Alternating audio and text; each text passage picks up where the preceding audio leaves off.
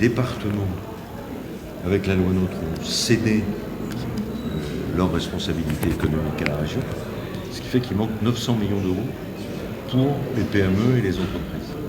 Donc c'est un appui bienvenu, la région est de pilotage, elle va continuer sur les territoires qui ne sont pas qualifiés de territoires d'industrie, elle va continuer de désisoler les usines les unes par rapport aux autres, les secteurs industriels les uns par rapport aux autres, et le secteur industriel, le secteur économique par rapport aux organismes de formation.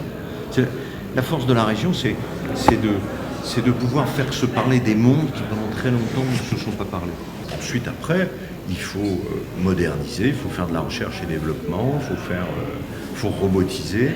Et surtout, le résultat de l'usine du futur, ce qui nous est revenu sur les bons de compétitivité à travers l'usine du futur, c'est que la productivité de l'usine, c'est-à-dire l'implication des hommes et des femmes qui travaillent dans l'usine, a bondi par l'amélioration des conditions de travail, le bien-être au travail et l'attirance de l'industrie aujourd'hui vient surtout de ce que les métiers ont changé.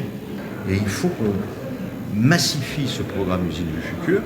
La Nouvelle-Aquitaine est un parfait exemple de ce qu'on peut faire en utilisant le levier de l'usine du futur, en accompagnant l'innovation des entreprises, en accompagnant les entreprises en général et en les connectant ensemble pour qu'elles fassent des affaires ensemble et pour qu'elles se développent sans se sentir isolées.